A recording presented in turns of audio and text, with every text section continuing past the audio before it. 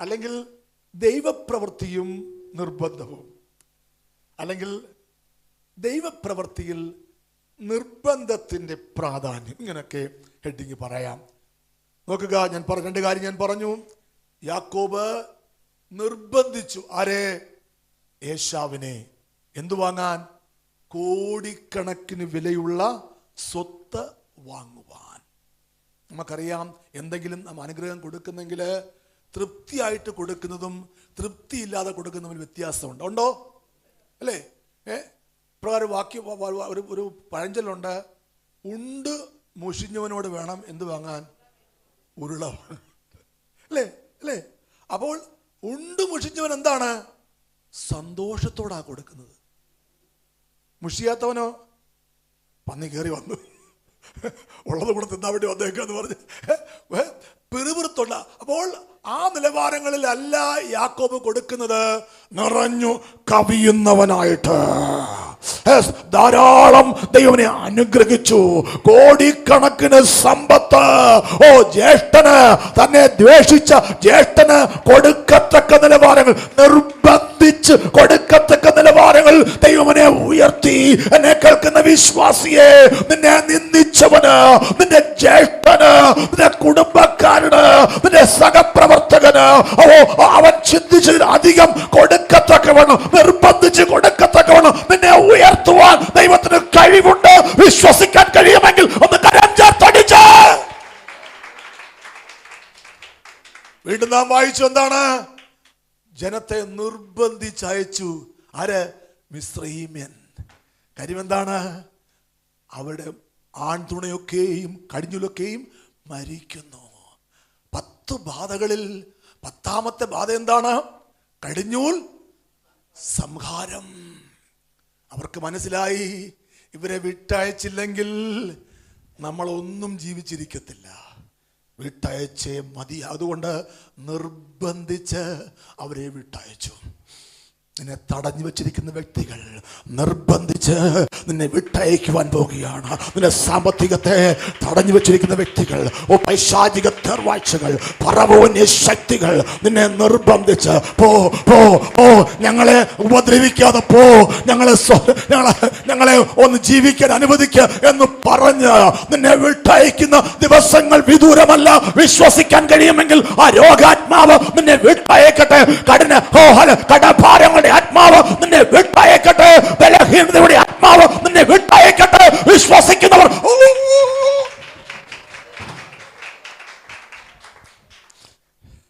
മുമ്പോട്ട് പോകാം.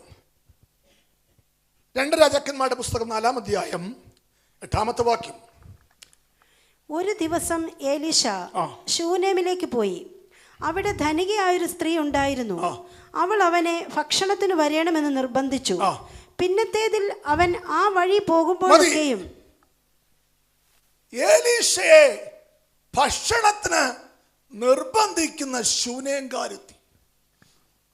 നമുക്കറിയാം, അന്നത്തെ കാലത്ത് ഏലിയാവാകട്ടെ എലീശയാകട്ടെ വലിയ ശ്രേഷ്ഠമായ പദവികളൊന്നും അലങ്കരിച്ചില്ല. അവരെ യഥാർത്ഥ ദൂത് വിളിച്ചു പറഞ്ഞെങ്കിലും അവരെ കഷ്ടങ്ങളിലൂടെ, പ്രയാസങ്ങളിലൂടെയാണ് കടന്നുപോയത്. അതേസമയം നോക്കുക, 850 പ്രവാചകന്മാർ ഇസബേലിന്റെ മേശയിൽ, രാജ്ഞിയുടെ മേശയിൽ തിന്ന് കുടിച്ച് മതിക്കുകയാണ്. ഏലിയാവാകട്ടെ എലീശയാകട്ടെ അവരെല്ലാം വളരെ ഞെരുക്കത്തിലൂടെയാണ് കടന്നുപോയത്. പക്ഷേ അവരുടെ അന്ത്യം അസാധാരണമായിരുന്നു. എന്നാൽ കള്ളപ്രവാചകന്മാരുടെ അന്ത്യം എന്താണ്? വെട്ടിക്കൊന്നു. ആര്? ഏലിയാവ് അവരെ വെട്ടിക്കൊന്നു. ഞാൻ പറയാറുണ്ട്, വളരെ നാളുകൾ അവർ പറഞ്ഞു ഞങ്ങൾ സുരക്ഷിതരാണ്. കള്ളപ്രവാചകന്മാർ വിളിച്ചു പറഞ്ഞു ഞങ്ങളെ തൊടാനൊക്കത്തില്ല, ഞങ്ങൾ ആരാണ്? രാജ്ഞിയുടെ അടുത്ത ആൾക്കാരാണ്, രാജ്ഞിയുടെ മേശയിലാണ് ഞങ്ങൾക്ക് ആഹാരം, അതുകൊണ്ട് ഞങ്ങളെ തൊടാനൊക്കത്തില്ല. പക്ഷെ പെട്ടെന്നാണ് കാര്യങ്ങൾ മാറി മറിഞ്ഞത്. ഒറ്റ ദിവസം തന്നെ 850 കള്ളപ്രവാചകന്മാരെയും ഏലിയാവ് വെട്ടിക്കൊന്നു. ഒരു കാര്യം വ്യക്തമായി ഞാൻ വിളിച്ചു പറയട്ടെ മക്കളെ, സത്യത്തിന് എന്നും 16 വയസ്സാണ്. നീ സത്യമാർഗത്തിൽ പോകുന്നെങ്കിൽ നിന്റെ അന്ത്യസ്ഥിതി അനുഗ്രഹമായിരിക്കും, ആദിമഹത്വമായിരിക്കും. അല്ല, കള്ളത്തരങ്ങൾക്ക് കൂട്ടുനിന്നാൽ, കള്ളപ്രവചനത്തിന് കൂട്ടുനിന്നാൽ, തട്ടിപ്പുകൾ കൂട്ടുനിന്നാൽ ഒരു വാൾ നിന്നെ തേടി വരും. അത് നമുക്കാർക്കും സംഭവിക്കരുത്. നമുക്ക് വേണ്ടത് അഗ്നിമയ രഥങ്ങളാണ്. ഏലിയാവിനെ സ്വീകരിക്കാൻ വന്ന അഗ്നിമയ രഥങ്ങളാണ് എനിക്കും നിനക്കും ആവശ്യം. നന്നായി മുന്നോട്ട് പോയി ദൈവത്തെ ആരാധിച്ച് സത്യതൽപരരായി സത്യത്തിന് വില കൊടുത്ത് ദൈവത്തെ ആരാധിച്ചും സ്തുതിച്ചും ദൈവമായി ബന്ധപ്പെട്ട് പോകുമെങ്കിൽ നിന്റെ അന്ത്യസ്ഥിതി അതിമഹത്തായിരിക്കും. നിന്നെ തേടി അഗ്നിമയ രഥങ്ങൾ വരും. ഹല്ലേലൂയ. അപ്പൊ ഏലിയാവ് കഴിഞ്ഞിട്ട് വന്ന പ്രവാചകൻ ആരാണ്? എലീശ. എലീശ പുതപ്പ് വീണ് അഭിഷേകം കിട്ടിയവനാണ്. അങ്ങനെ മുന്നോട്ട് പോകുമ്പോഴത്തേക്ക് ഒരു ധനികയായ സ്ത്രീ ആരെ തിരിച്ചറിഞ്ഞു? എലീശയെ തിരിച്ചറിഞ്ഞു. എലീശയല്ല, അവന്മേലുള്ള അഭിഷേകത്തെ തിരിച്ചറിഞ്ഞു. പ്രിയമക്കളെ, ഇന്നും നിന്നെ പരിഗണിക്കാത്ത വ്യക്തികളുണ്ട്, നിന്നെ അവഗണിക്കുന്ന വ്യക്തികളുണ്ട്. കാര്യം അവർക്കിതുവരെയും നിന്റെ മേൽ വ്യാപരിക്കുന്ന അഭിഷേകത്തെക്കുറിച്ച് മനസ്സിലായിട്ടില്ല. എന്നാൽ മനസ്സിലാക്കി കൊടുക്കുന്ന ഒരു ദൈവമുണ്ട്. നീ രക്ഷപ്പെട്ടവളാണ്, വിടുതൽ പ്രാപിച്ചവളാണ്. നിന്റെ പ്രാർത്ഥനയ്ക്ക് ശക്തിയുണ്ട്. നീ മല്ല് പിടിച്ച് പ്രാർത്ഥിച്ചാൽ നീ കണ്ണുകൊണ്ട് അടയാളമിടുന്നവനാണ്, ദേശത്തെ കീഴ്മേൽ മറിക്കുന്നവനാണ്, നരകത്തെ കൊള്ളയടിക്കുന്നവനാണ് എന്ന ചിന്ത അവർക്ക് ബോധ്യപ്പെടട്ടെ. വിശ്വസിക്കുന്നവർ ഒന്ന് കരങ്ങളെ ചേർത്തടിച്ച് വ്യക്തിയോടെ സ്തുതിക്കട്ടെ. എലീശയിലെ അഭിഷേകത്തെ ശൂനേംകാരത്തി തിരിച്ചറിഞ്ഞു. ഞാൻ നോക്കിയപ്പോഴത്തേക്ക് 12 ക്വാളിറ്റി ഉള്ളവളാണ് ഈ ശൂനേംകാരത്തി. തെറ്റിപ്പോകരുത്. ശൂലേംകാരത്തിയുണ്ട്, ശൂനേംകാരത്തിയുണ്ട്. ശൂലേംകാരത്തി ആരാണ്? ഉത്തമഗീതത്തിലെ മണവാട്ടിയാണ്. ആര്? ശൂലേംകാരത്തി, ശൂലമൈറ്റ്. ഇതാരാണ്? ശൂനേം, നായും ലായും. ഹല്ലേലൂയ. ശൂനേംകാരത്തിയാണ്. അവൾ ധനികയായ സ്ത്രീയാണ്. ഒന്നാമത്തെ കാര്യം, ആ സ്ത്രീയിൽ കണ്ട ഗുണം, ദൈവ സാന്നിധ്യം വീട്ടിൽ വരുന്ന കാര്യത്തിൽ നിർബന്ധ ബുദ്ധിയുള്ളവളായിരുന്നു. ഒരാമയും പറഞ്ഞാട്ടെ. എന്താണ്? ദൈവ സാന്നിധ്യം വീട്ടിൽ വരുന്ന കാര്യത്തിൽ അവൾ എന്താ പറഞ്ഞത്? ഹലോ എലീശ പ്രവാചക, വല്ലപ്പോഴും ഒന്ന് കയറണേ വീട്ടിൽ, അങ്ങനെയാണോ പറഞ്ഞത്? നീ പോകുമ്പോഴേ വല്ലപ്പോഴേ ഞങ്ങളുടെ വീട് അവിടെ അടുത്താണ് കേട്ടോ, ആ റോഡ് സൈഡിലാണ്, വല്ലപ്പോഴും ഒന്ന് കയറാം കേട്ടോ, അവിടെ നിന്ന് മുറിയൊക്കെ ഉണ്ട്, ആവശ്യം പോലെ അങ്ങനെ അല്ല. അവളെ നിർബന്ധിച്ചു. ഒരാമയം കാര്യം എന്താണ്? അവൾക്ക് മനസ്സിലായി ഇത് ദൈവ സാന്നിധ്യമുള്ള ഒരു മകനാണ്, ദൈവപ്രവൃത്തിയുള്ള ഇവൻ വീട്ടിൽ വന്നാൽ വീടിന്റെ അന്തരീക്ഷം മാറും, ഇവൻ കുടുംബത്തിൽ വന്നാൽ കുടുംബത്തിന്റെ അന്തരീക്ഷം മാറും, ഇവന്റെ ശുശ്രൂഷയിൽ അന്ധകാര ശക്തികൾ തകരും. അതുകൊണ്ട് നിർബന്ധിക്കണം, നിർബന്ധിക്കണം എന്ന് കരങ്ങളെ ചേർത്തടിച്ച്. ഹല്ലേലൂയ. ദൈവ സാന്നിധ്യം വീട്ടിൽ വരുന്ന കാര്യത്തിൽ നിർബന്ധമുള്ളവളായിരുന്നു. ആര്? ശൂന്യക്കാരൻ. രണ്ടാമത്തെ കാര്യം, ദൈവ സാന്നിധ്യം വീട്ടിൽ തുടരണമെന്ന് അവൾ ആഗ്രഹിച്ചു. നോക്കുക, അവൾ പറഞ്ഞു നീ ആഹാരത്തിന് കൂടണം, നിർബന്ധിച്ചു. അങ്ങനെ വല്ലപ്പോഴും വരുമ്പോഴൊക്കെയും അവിടെ കയറി ആഹാരം കഴിച്ചു.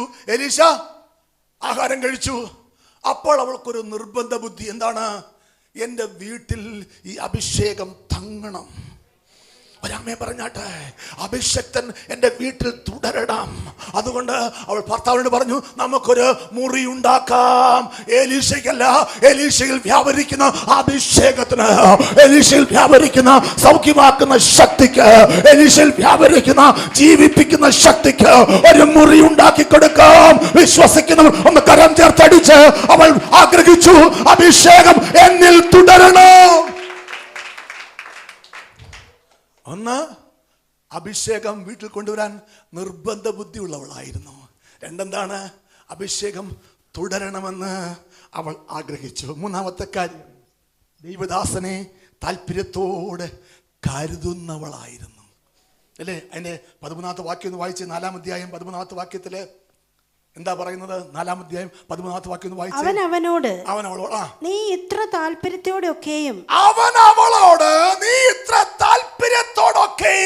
ഞങ്ങൾക്ക് വേണ്ടി കരുതിയല്ലോ. അതിന്റെ അർത്ഥം എന്താണ്? ദൈവദാസനെ താല്പര്യത്തോടെ കരുതുന്നവളായിരുന്നു ആര്? ശൂനേംകാരത്തി. മുമ്പോട്ട് പോകാം. അടുത്ത ക്വാളിറ്റി, യെസ്, ദൈവ വിളിക്ക് പ്രതികരിക്കുന്നവളായിരുന്നു. 4-ാം അധ്യായം 12-ാമത്തെ വാക്യം വായിച്ചേ. അവൻ തന്റെ ബാല്യക്കാരനായ ഗേഹസിയോട് ശൂനേംകാരത്തിയെ വിളിക്ക എന്ന് പറഞ്ഞു. അവൻ അവളെ വിളിച്ചു. അവൾ അവന്റെ മുമ്പിൽ വന്ന് നിന്നു. നോക്കുക, ദൈവ വിളിക്ക് പ്രതികരിക്കുന്നവളായിരുന്നു ആര്? ഞാൻ ശനിയാഴ്ച ആകുമ്പോഴത്തേക്ക് പാസ്റ്റർ വിളിക്കും, ഫോൺ പോലും എടുക്കത്തില്ല. ചിലത് കോള് കണ്ടാൽ പോലും തിരിച്ച് വിളിക്കത്തില്ല. പാസ്റ്റർ വിളിച്ചത് എനിക്ക് വേണ്ടിയാണ്, എൻ്റെ ആനുകൂല്യത്തിന് വേണ്ടിയാണെന്ന് ചിന്തിക്കാൻ പോലും കഴിയാത്തൊരു കൂട്ടം ഉണ്ട്. നിങ്ങളുടെ കാര്യമല്ല, ദൂരെയുള്ളൊരു പാസ്റ്റർ കാര്യം ഞാൻ പറഞ്ഞത്. ഹല്ലേലൂയ. അങ്ങനെ ഒരിക്കലും ആകരുത്. ദൈവ വിളിക്ക് പ്രതികരിക്കുന്നവരാകണം. ദൈവം വിളിക്കുമ്പോൾ, ദൈവദാസൻ വിളിക്കുമ്പോൾ ചിന്തിക്കണം, ഇത് ദൈവദാസനല്ല, ദൈവം എന്നെ സ്നേഹിച്ച് എനിക്ക് വേണ്ടി അത്ഭുതം ചെയ്യുവാൻ വേണ്ടി എന്നെ കൂട്ടിക്കൊണ്ടുപോകാൻ താല്പര്യപ്പെടുകയാണ്. ഞാൻ ലോകഭയത്തകളിൽ പെട്ടുപോകരുത്, പൈശാചിക വഞ്ചനയിൽ തകർന്നു പോകരുത് എന്ന് എന്നെ കുറിച്ച് ആഗ്രഹിക്കുന്ന ഒരു ദൈവം ദൈവദാസനിലൂടെ പ്ലാനുകൾ തയ്യാറാക്കുകയാണ്. ഞാൻ പ്രതികരിക്കുകയാണ്. ഞാൻ തിരിച്ചു വിളിച്ച് ഞാൻ വരും, ആലയത്തിൽ ഞാൻ കാണും. ആലയം മുടക്കത്തില്ല. സത്യാലയം എന്റെ അനുഗ്രഹമാണ്. അത് ഞാനിരിക്കുന്ന കമ്പാണ്.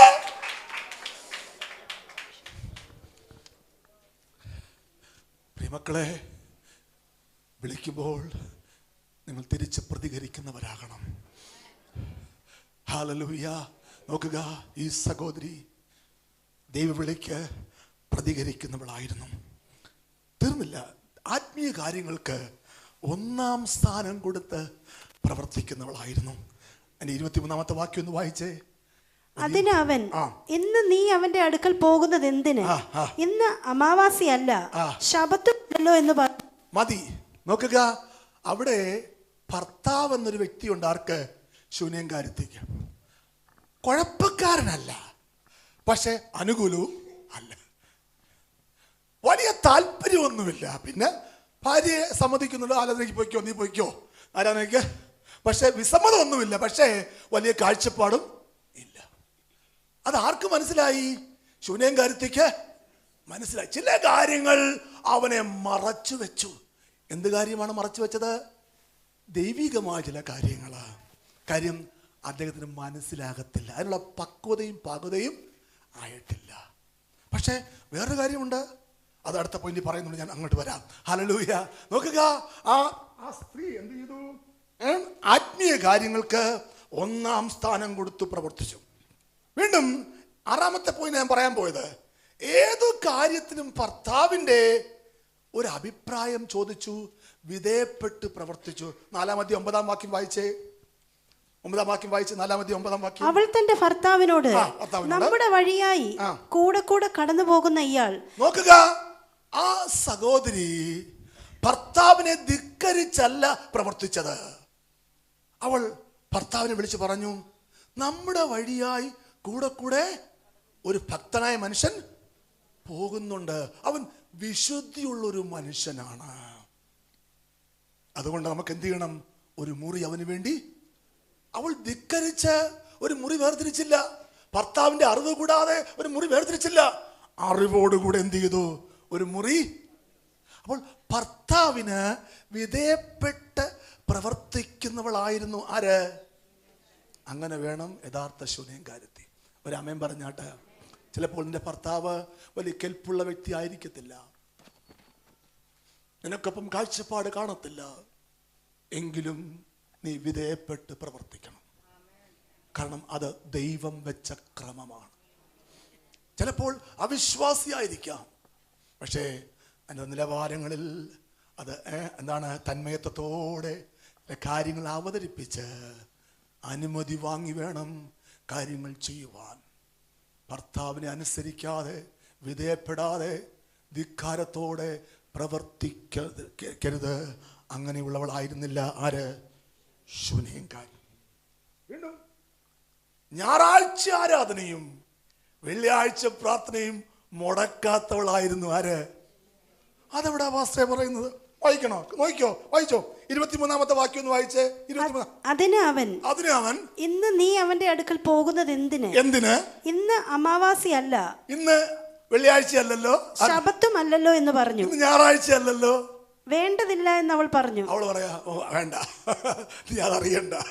നോക്കുക, വെള്ളിയാഴ്ച പ്രാർത്ഥനയും ഞായറാഴ്ച പ്രാർത്ഥനയും മുടക്കാത്തവളായിരുന്നു ആര്?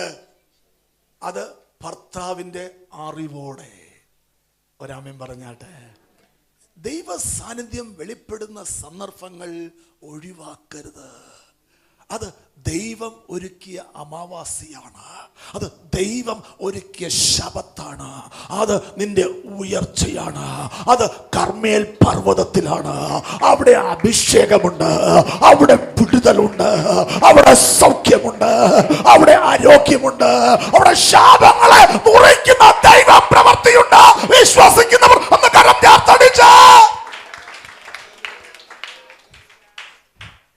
തീർന്നില്ല. 8-ാമത്തെ അവളുടെ ക്വാളിറ്റി പറഞ്ഞിട്ടെ. ലക്ഷ്യത്തിലേക്ക് നിർബാധം മുന്നേറുന്നവളായിരുന്നു.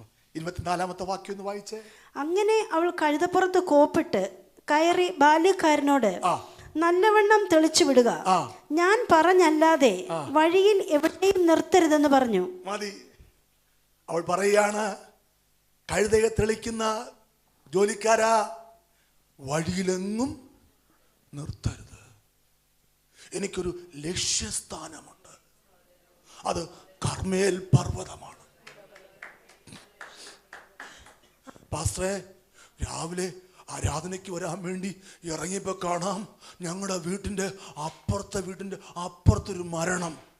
ഞാൻ പിന്നെ അങ്ങോട്ടും കയറി. അതുകൊണ്ടാണ് കഴിഞ്ഞ ആഴ്ച.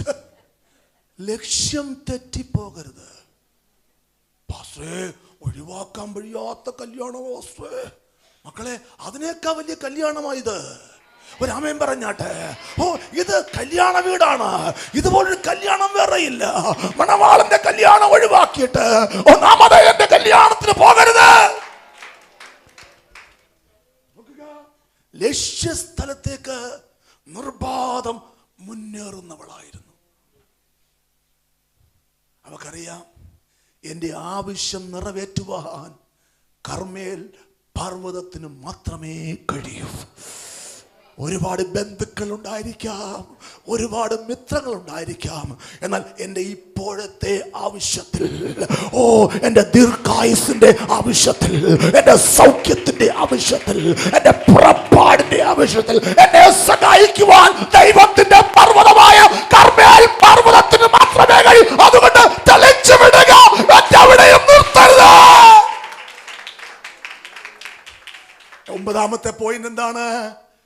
കാൽക്കൽ വീഴുന്നവളായിരുന്നു. 27-ാമത്തെ വാക്യം ഒന്ന് വായിച്ചേ. അവൾ പർവ്വതത്തിൽ ദൈവപുരുഷന്റെ അടുക്കൽ എത്തിയപ്പോൾ അവന്റെ കാൽ പിടിച്ചു. ഓ മതി. എവിടെ? ആരുടെ കാലാ പിടിച്ചത്? ആരുടെ കാലാ പിടിച്ചത്?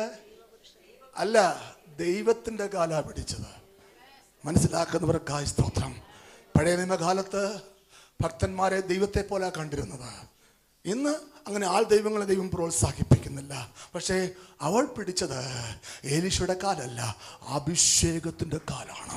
അഭിഷേകത്തിന്റെ മുമ്പിൽ സാഷ്ടാംഗം വീഴുവാൻ അവൾ തയ്യാറായി, വിധേയപ്പെടുവാൻ തയ്യാറായി, കവിണ്ണു വീഴുവാൻ തയ്യാറായി. അവൾ പറയുകയാണ്, മറ്റൊരാശ്രയം എനിക്കില്ല, മറ്റൊരു സഹായം എനിക്കില്ല. എന്നെ സഹായിപ്പാൻ അഭിഷേകത്തിന് മാത്രമേ കഴിയൂ, എന്നെ സഹായിപ്പാൻ ദൈവത്തിന് മാത്രം. അതുകൊണ്ട് ഞാൻ സാഷ്ടാംഗം വീഴുകയാണ്. എന്റെ മറ്റെല്ലാ അഹങ്കാരങ്ങളും മാറ്റിവെച്ച്, ഞാനെന്ന ഭാവങ്ങളും മാറ്റിവെച്ച് ഞാൻ വിധേയപ്പെടുകയാണ്. മുമ്പോട്ട് പോകാം. 10-ാമത്തെ അവളുടെ ക്വാളിറ്റി. 37-ാമത്തെ വാക്യം ഒന്ന് വായിച്ചാട്ടെ.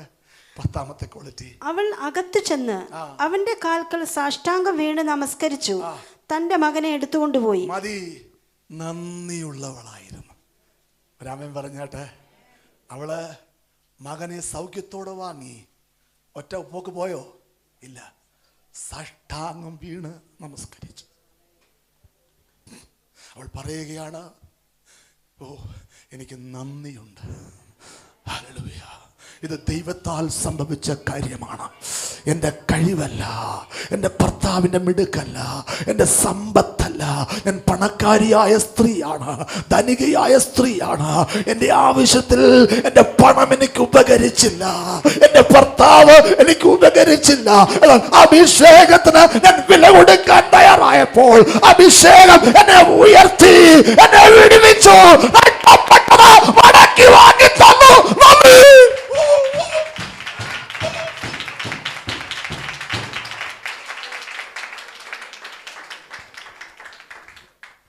സാഷ്ടാംഗം വീണ് നമസ്കരിച്ചു. എന്നിട്ട് ആരെ എടുത്തോണ്ട് പോയി?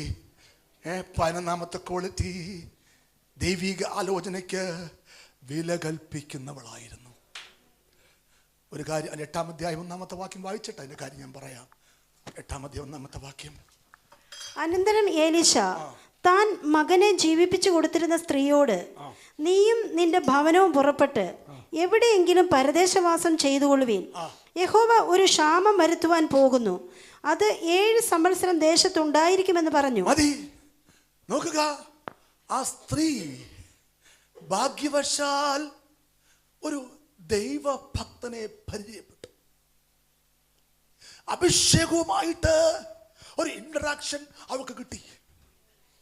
അതവളുടെ ജീവിതത്തെ ആകമാനം മാറ്റിമറിച്ചു.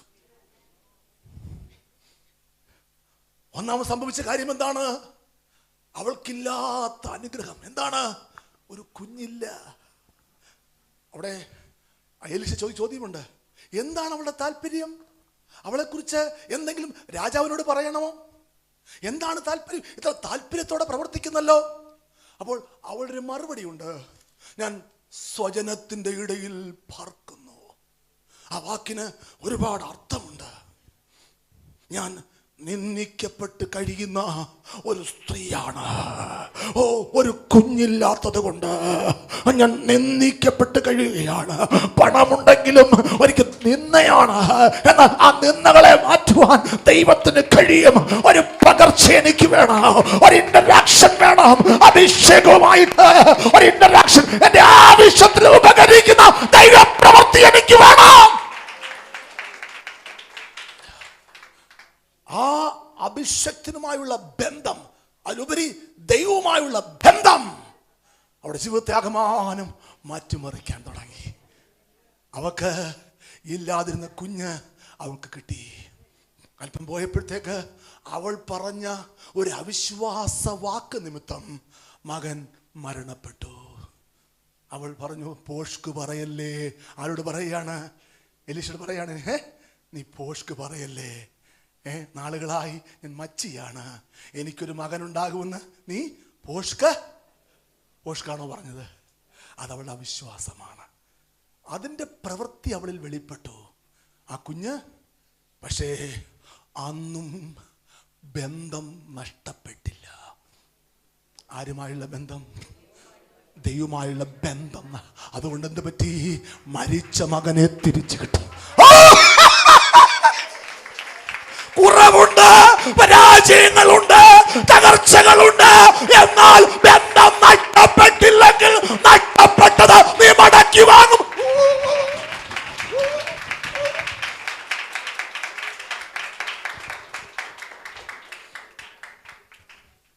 ഹല്ലേലൂയ. അവൾ നഷ്ടപ്പെട്ടത് മടക്കി വാങ്ങി. അല്പം കഴിഞ്ഞപ്പോൾ അവൾ പാർക്കുന്ന സ്ഥലത്ത് എന്തു വന്നു? ക്ഷാമം വന്നു. അപ്പോഴും ബന്ധം നഷ്ടപ്പെട്ടില്ല. അതുകൊണ്ട് എന്ത് പറ്റി? അഭിഷക്തൻ അവളെ തേടി വന്നു. പറഞ്ഞു, നീ ക്ഷാമകാലത്ത് പരദേശവാസം ചെയ്യ. അയ്യോ എലീശ, ഞാനൊരു പണക്കാരിയായ സ്ത്രീയാണ്. ഞാൻ എൻ്റെ സ്ഥലവും വീടും ഇട്ടേച്ചു പോയാ പിന്നെ ആരെനിക്കത് മടക്കിത്തരും? ഒന്നും ചോദിച്ചില്ല. അവക്കറിയാം, ദൈവം അഭിഷക്തനോട് ദൂത് പറയുന്നെങ്കിൽ, വചനം പറയുന്നെങ്കിൽ അതുപോലെ സംഭവിക്കും. എന്തെല്ലാം നഷ്ടപ്പെട്ടോ അതെല്ലാം 7 മടങ്ങായി മടക്കി വാങ്ങിത്തരാൻ ദൈവത്തിന് കഴിയും.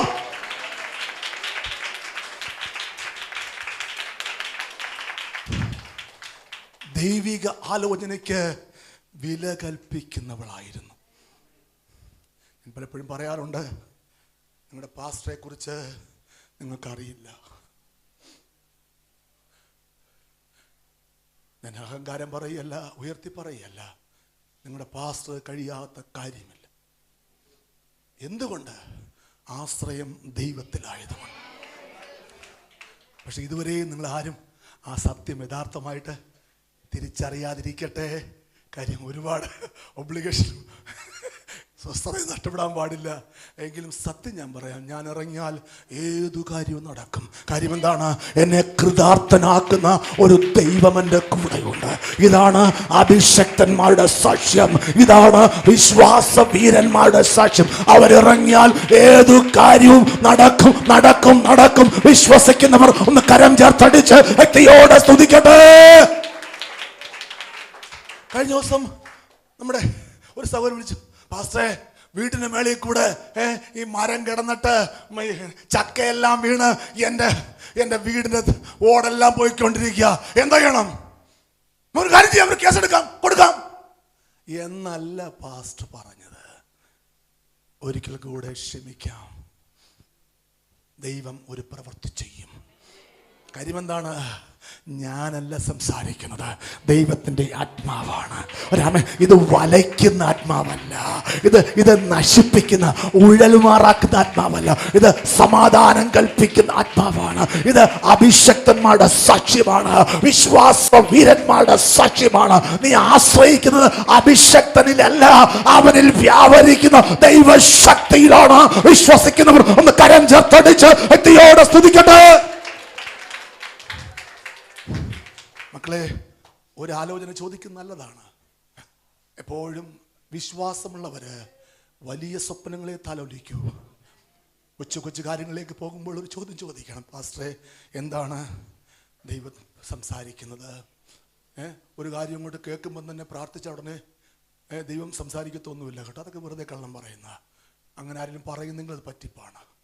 എങ്കിലും നിങ്ങൾക്ക് പ്രാർത്ഥിക്കുമ്പോൾ ഒരു കാര്യം ചോദിക്കണം, ഒരു അഭിപ്രായം ചോദിക്കണമെന്ന് തോന്നുമ്പോൾ ആരോട് ചോദിക്കണം? ദൈവത്തിൽ വിശ്വാസമുള്ള മകനോട്, കള്ളപ്രവാചകനോടല്ല, ആരെങ്കിലോട് ദൈവത്തിൽ വിശ്വാസമുള്ളവനോട്. അവൻ എന്തു പറയും? അവൻ ദൂത് പറയുന്നതിലുപരിയായിട്ട് വലിയ സ്വപ്നങ്ങൾ താലോലിക്കാൻ പറയും. കൊച്ചു കാര്യങ്ങളിലേക്ക് പോകണ്ട. നമ്മുടെ ദൈവം വലിയവനാണ്, നമ്മുടെ ദൈവം വലിയവനാണ്. അവന്റെ വചനം ഇപ്രകാരം പറയുന്നു, നിന്റെ ദുഃഖം സന്തോഷമാകും, നിന്റെ വിലാപം നൃത്തമാകും, നിന്റെ ഹൃദയം പിടച്ച് വികസിക്കും. നീ മാനയെ പോലെ നീ തൊടുന്ന എല്ലാറ്റിലും നിന്നെ അനുഗ്രഹിക്കുന്ന ഒരു ദൈവമുണ്ട്. കേട്ടോ? നല്ലൊരു വിശ്വാസവാക്ക. എല്ലാവരും ഹൃദയമാകുന്ന മാംസപ്പലകിൽ എഴുതി വെക്കണം. ഇതുവരെ അങ്ങനെയല്ല, നീ തൊട്ടാൽ നാശവാ. പക്ഷെ ഇനി അങ്ങനെയല്ല, നീ തൊട്ടാൽ അനുഗ്രഹമാ. എന്തു പറഞ്ഞാൽ ഈ വാക്ക് പറയണം കൂടെ കൂടെ, ഞാൻ തൊടുന്ന എല്ലാറ്റിലും എനിക്ക് അനുഗ്രഹം കൽപ്പിക്കുന്ന ദൈവം. ചില മാസങ്ങൾക്ക് മുമ്പ് ഒരു കുടുംബം, ഡോക്ടർമാരുടെ കുടുംബം, അവരുടെ വീട്ടിൽ 2 ഡോക്ടർമാരുണ്ട്. ട്രിവാൻഡ്രത്താണ് താമസിക്കുന്നത്. ഇവിടെ വന്നൊരു അമ്മ സാക്ഷ്യം പറഞ്ഞത് നിങ്ങൾ കേട്ട് കാണും. അവർ നമ്മുടെ ആലയത്തിന് വളരെ സഹായമായി മാറി. ഹല്ലേലൂയ. ദൈവം അയച്ചിട്ടാണ് അവർ വന്നത്. അവർക്കൊരു അനുഗ്രഹം കിട്ടി. എന്താ കിട്ടിയത്? ഞാൻ വല്ലതും കൊണ്ട് കൊടുത്തു. ഒരു വിശ്വാസവാക്ക്. നാളുകളായി അടുത്ത് താമസിക്കുന്ന അയൽക്കാരൻ വ്യവഹാരമിട്ട് പോരാടുകയാണ്. ഇവരൊരു പാവപ്പെട്ട കുടുംബമാണ്, നിഷ്കളങ്കരാണ്, പരമാർത്ഥികളാണ്. ആവശ്യമില്ലാത്ത കേസിട്ട് വലയ്ക്കുകയാണ്. അവർക്കാണെങ്കിൽ കോടതി പോകാൻ പ്രയാസമുണ്ട്. നല്ല റെപ്യൂട്ടേഷനുള്ള കുടുംബമാണ്. ഈ കള്ളൻ കൂടെ കേസ് കൊണ്ട് കൊടുക്കും. ഞാൻ പറഞ്ഞു, ഒരു കാര്യം പറയണം, ദൈവം എൻ്റെ വ്യവഹാരവും കാര്യവും നടത്തും. ഞാൻ കൊടുത്ത വലിയ സമ്പത്ത് ഇതാണ്, ദൈവം എൻ്റെ കാര്യവും വ്യവഹാരവും നടത്തും. അവർ പറഞ്ഞു, ഞാൻ പറഞ്ഞു നടന്നു, ദൈവം എൻ്റെ കാര്യവും വ്യവഹാരവും നടത്തും, ദൈവം എൻ്റെ കാര്യവും വ്യവഹാരവും നടത്തും, ദൈവം എൻ്റെ കാര്യവും വ്യവഹാരവും നടത്തും, ദൈവം എൻ്റെ കാര്യവും വ്യവഹാരവും നടത്തും, ദൈവം എൻ്റെ കാര്യവും വ്യവഹാരവും നടത്തും. ചില ആഴ്ചകൾ കഴിഞ്ഞപ്പോൾ കേസിന്റെ വിധി വന്നു. അവർക്ക് വിജയം കിട്ടി. കേസ് തള്ളിപ്പോയി. കാര്യം എന്താണ്? ദൈവം അവിടെ കാര്യവും വ്യവഹാരവും നടത്തി. Hallelujah, hallelujah. നമ്മളെ ലക്ഷങ്ങൾ അവർ സഹായിച്ചു. അവിടെ കിടന്നവരാണ്. ഒരു വിശ്വാസവാക്കിന്റെ പ്രവൃത്തി എത്ര വലുതാണ്. കഴിഞ്ഞ ദിവസം അമ്മച്ചി വിളിച്ചു. ഞാൻ പറഞ്ഞു, ഇനി ഒരു കാര്യം കൂടെ പറയണം. എന്താണ്? ഞാൻ തൊടുന്ന എല്ലാറ്റിലും എനിക്ക് അനുഗ്രഹം കൽപ്പിക്കുന്നത് പറഞ്ഞാട്ടെ. ഞാൻ തൊടുന്ന എല്ലാറ്റിലും എല്ലാവരും കാണാപ്പാടം പഠിക്കുക. ഇന്ന് വീട്ടിൽ പോയിട്ട് ചോറ് തിന്നില്ലെങ്കിലും വേണ്ടിയില്ല, ഇറച്ചി കഴിച്ചില്ലെങ്കിലും വേണ്ടിയില്ല കേട്ടോ. ഇറച്ചി കഴിക്കട്ടെ, അതോടെ ഇരിക്കട്ടെ. അല്ല, നീ പറ, ദൈവം ഞാൻ തൊടുന്ന എല്ലാറ്റിലും എനിക്ക് അനുഗ്രഹം കൽപ്പിക്കും. ഞാൻ തൊടുന്ന എല്ലാറ്റിലും, ഞാൻ തൊടുന്ന സമ്പത്തിൽ, ഞാൻ തൊടുന്ന വൃക്ഷത്തിൽ, ഞാൻ തൊടുന്ന ഭവനത്തിൽ, തൊടുന്ന എല്ലാറ്റിലും എനിക്ക് അനുഗ്രഹം കൽപ്പിക്കും. ഞാൻ തൊടുന്ന തലമുറയിൽ എനിക്ക് അനുഗ്രഹം കൽപ്പിക്കും. ഞാൻ തൊടുന്ന വാഹനത്തിൽ എനിക്ക് അനുഗ്രഹം കൽപ്പിക്കും. ഞാൻ തൊടുന്ന ബിസിനസ്സിൽ എനിക്ക് അനുഗ്രഹം കൽപ്പിക്കും. കരങ്ങളെ തട്ടി.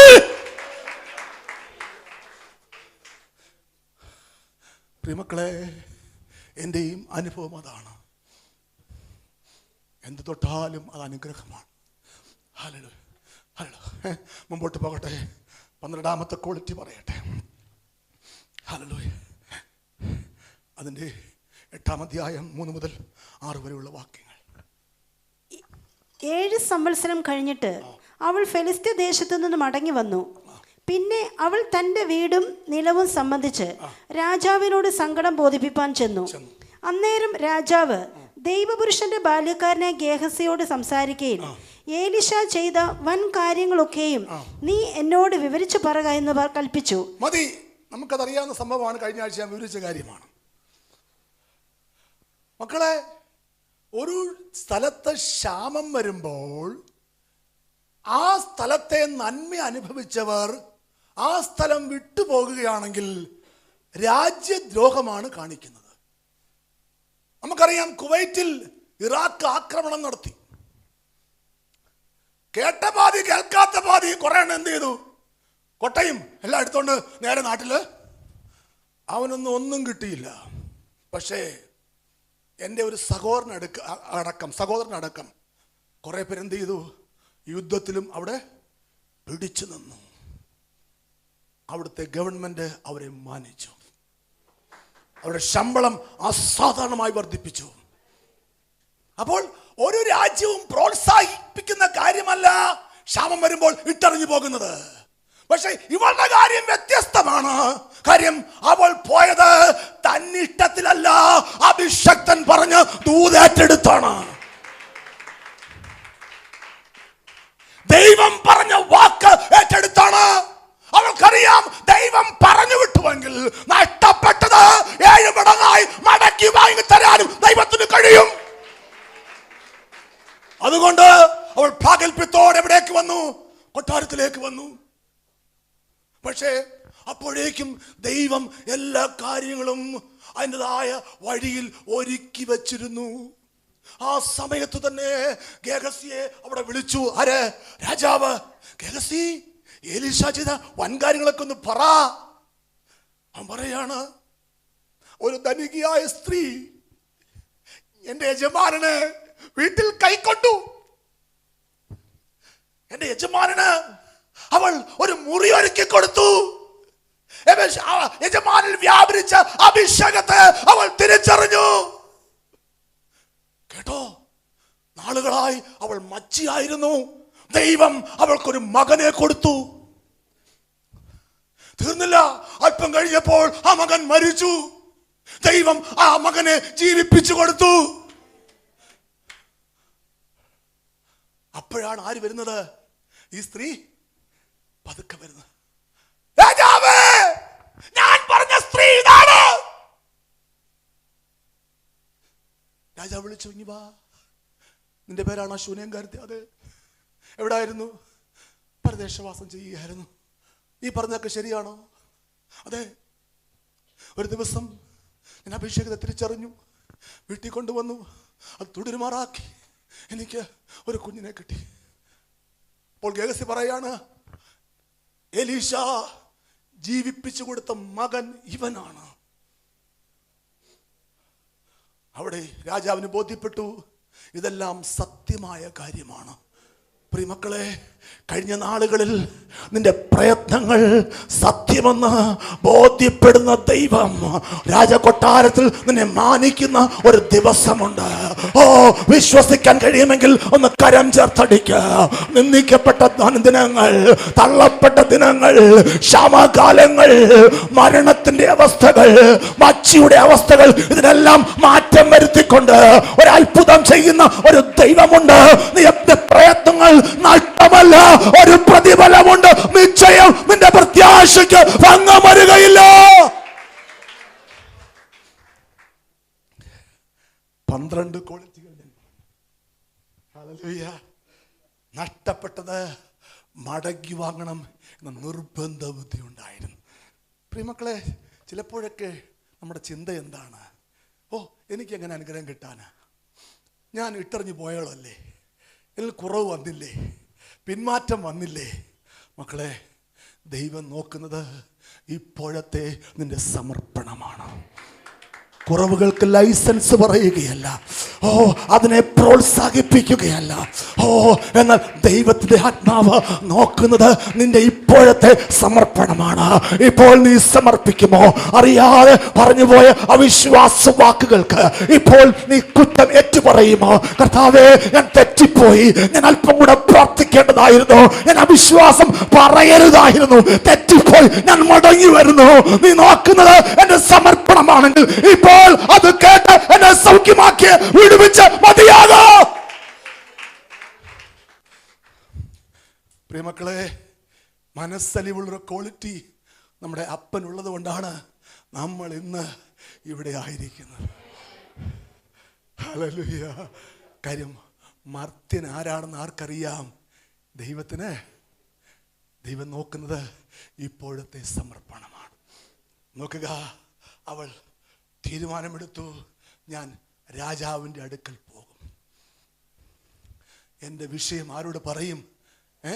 ലോകപ്രകാരം സാധ്യതയില്ല, എന്നാൽ എൻ്റെ ദൈവത്തിന് കഴിയാത്ത കാര്യമില്ല.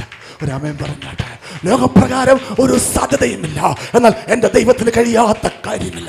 ഞാൻ പറയുമ്പോൾ എല്ലാ സിറ്റുവേഷനെയും, സാഹചര്യങ്ങളെയും അനുകൂലമാക്കുന്ന ഒരു ദൈവമുണ്ട്. എനിക്ക് വേണ്ടി മാത്രമായി അത്ഭുതം ചെയ്യുന്ന ഒരു ദൈവമുണ്ട്. കാര്യങ്ങളെ കൂട്ടിയോജിപ്പിക്കുന്ന ഒരു ദൈവം.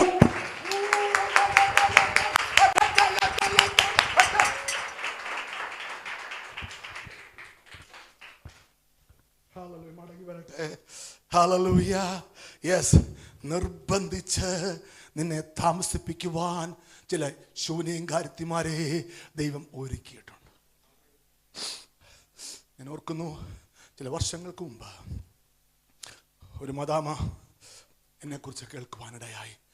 ഒരു വേലക്കാരി പെണ്ണ് പറഞ്ഞ ആ അറിവനുസരിച്ച് ആ സ്ത്രീ കേട്ടു.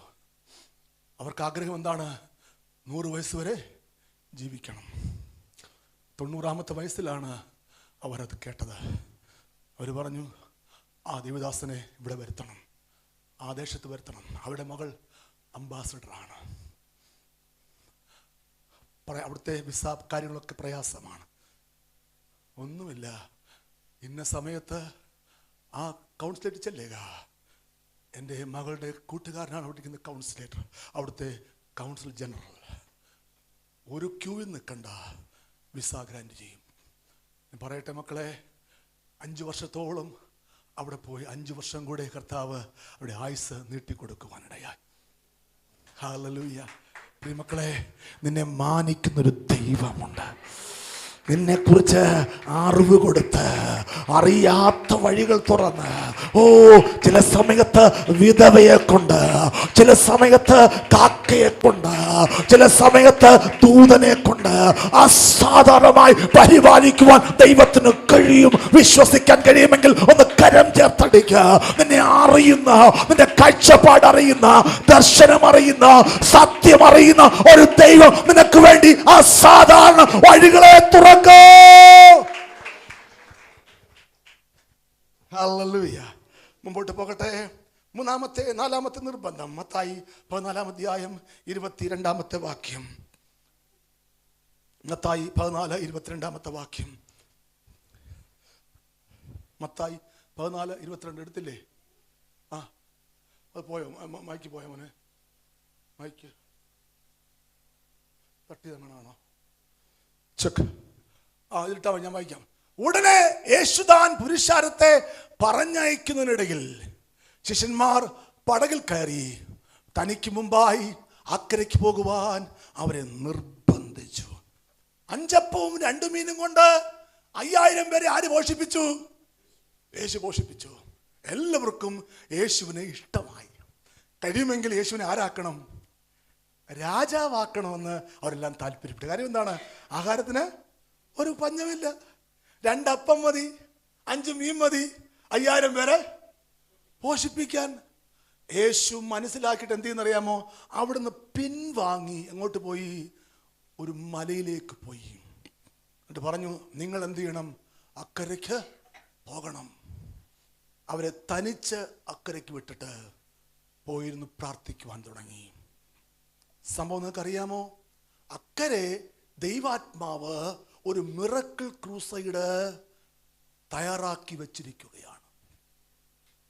ആ സമയത്താണ് മാനുഷിക നിലവാരങ്ങളിൽ രാജാവാക്കാൻ വേണ്ടി ജനം ശ്രമിച്ച് ഉയർച്ചകൾ വരുന്നത്. അവിടുന്ന് യേശു എന്ത് ചെയ്തു? പിൻവാങ്ങിപ്പോയി. ചില അസാധാരണ ഉയർച്ചകൾ കൊണ്ടുവന്ന് നിന്നെ മുമ്പോട്ട് തള്ളിയിടാൻ പിശാച് പ്ലാൻ തയ്യാറാക്കും. വളരെ പ്രാർത്ഥന നിന്റെ വിശ്വാസ ജീവിതത്തിൽ ആവശ്യമാണ്. ദൈവം തരുന്നതും മതി. ഇന്നാൾ ഒരാൾ പറഞ്ഞു കേട്ടു, നന്നായിട്ട് പോയിക്കൊണ്ടിരുന്നതാ, അപ്പൊ കാണാം ഒരാൾ എന്ത് ചെയ്തു? ഒരു പഴയ കാറ് ഫ്രീ ആയിട്ട് തന്നു, അതങ്ങ് മേടിച്ചു. ഇപ്പൊ കാറും തള്ളി നടക്കുക, കാറ് സ്റ്റാർട്ടാകത്തുമില്ല, ഇത് കഴിച്ചിട്ട് ഇറക്കാൻ നോക്കുന്നില്ല മതിരിച്ചിട്ട്. ഇങ്ങനെയുള്ള അനുഗ്രഹത്തിലേക്കൊന്നും പോയി വീടരുത്. ഒരു പ്രാർത്ഥന എല്ലാ കാര്യങ്ങളിലും ആവശ്യമാണ്. ഫ്രീ ആയി കിട്ടുന്നതെല്ലാം വേണ്ട, ദൈവം തരുന്നതും മതി. ഒരാമേൻ പറഞ്ഞാട്ടെ. ദൈവാനുഗ്രഹം എന്താണ്? അത് നിത്യമാണ്.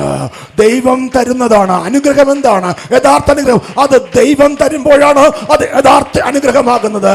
അനുഗ്രഹമാകുന്നത് അത് നിത്യമാകുമ്പോഴാണ്. അനുഗ്രഹമാകുന്നത് ദൈവനാമത്തിന് മഹത്വമാകുമ്പോഴാണ്. ആവശ്യമില്ലാത്ത കാര്യങ്ങളിൽ കൈ കൊടുക്കരുത്. ലോകം തരുന്ന ഉയർച്ചയല്ല നിനക്ക് വേണ്ടത്, ദൈവം തരുന്ന ഉയർച്ചയാണ്. ക്ഷമയോടെ കാത്തിരിക്കുക. യേശു അത് മനസ്സിലാക്കിയിട്ട് എന്ത് ചെയ്തു? പിൻവാങ്ങിപ്പോയി. എവിടേക്ക്? മലയിലേക്ക്. വേറൊരിടത്ത് പറയുന്നുണ്ട്, രാജാവാക്കാൻ ശ്രമിക്കുന്നു എന്ന് അറിഞ്ഞിട്ട് തന്നെ പോയെന്ന് വേറൊരു ഭാഗത്ത് പറയുന്നുണ്ട്. അപ്പോൾ നോക്കുക, പോയിട്ട് എന്ത് ചെയ്തു? അതിലുപരി ദൈവത്തിന്റെ താല്പര്യം എന്താണ്? ജനത്തിന്റെ ആത്മീക വിടുതലാണ്. ഒരു രാജാവായിട്ട് കുറെ എണ്ണത്തിന് ആഹാരം കൊടുക്കുന്ന അല്ല വലിയ കാര്യം, ആത്മീയ ആഹാരം കൊടുക്കുന്നതാണ് വലിയ കാര്യം. ആത്മാവിന്റെ വിശപ്പ് തീർക്കുന്നതാണ് വലിയ കാര്യം. ലോകപ്രകാരം ആഹാരം കൊടുക്കാൻ പലർക്കും കഴിയും, എന്നാൽ അകത്തെ മനുഷ്യന്റെ ആഹാരം ദൈവത്തിന്റെ കയ്യിൽ മാത്രമേ ഉള്ളൂ. നിനക്ക് വേണ്ടത് അകത്തെ മനുഷ്യന്റെ ആഹാരമാണ്.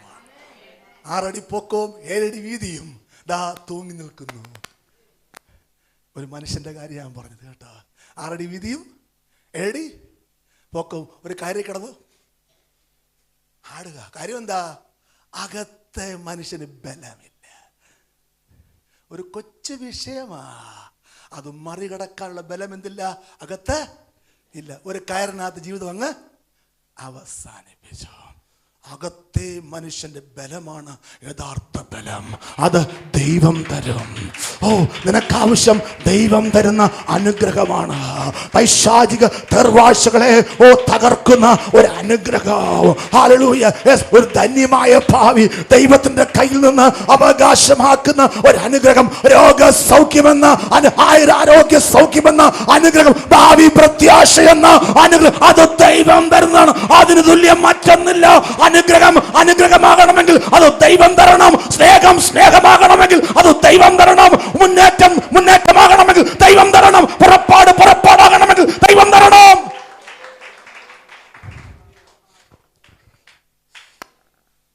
നോക്കുക, യേശു പറഞ്ഞു, നിങ്ങൾ അക്കരയ്ക്ക് പോകുവീൻ.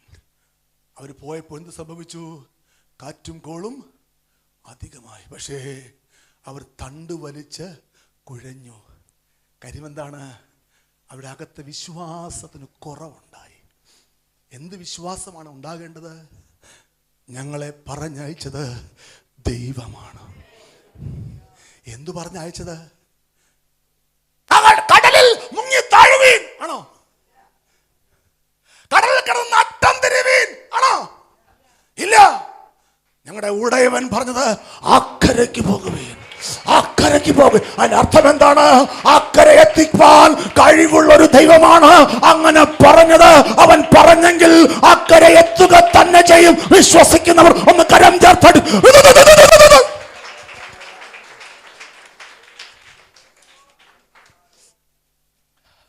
പക്ഷേ അവിടുത്തെ പ്രധാനപ്പെട്ട കാര്യം നിങ്ങൾക്ക് കേൾക്കണോ? അവിടെ അന്നെങ്ങും നടക്കാത്ത നിലവാരങ്ങളിൽ ഒരു മിറക്കിൾ ക്രൂസൈഡ് നടക്കുകയാണ്. ദൈവം പ്ലാൻ ചെയ്ത് വെച്ചിരിക്കുകയാണ്. അതറിയണമെങ്കിൽ ആ അധ്യായത്തിൻ്റെ അവസാന 2 വാക്യങ്ങൾ ഒന്ന് വായിക്കണം. അവർ അക്കരെ എത്തി ഗെന്നസരത്ത് ദേശത്ത് ചെന്നു.